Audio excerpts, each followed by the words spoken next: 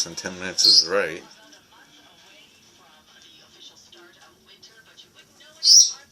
Talk about holy cannolies.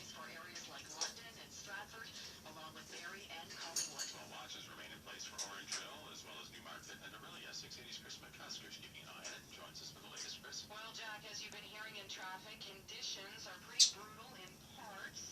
Some areas affected include the 400 northbound, whiteout conditions, and zero visibility reported there earlier. That's in the Barrie area because of a squall off Georgian Bay. We did hear about a multi-vehicle pileup. The highway has since reopened.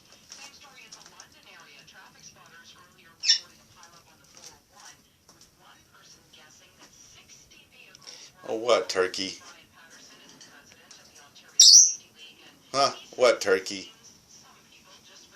Yeah, we see you, turkey.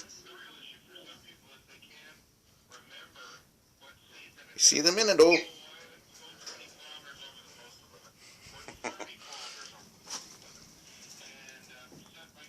Holy cow.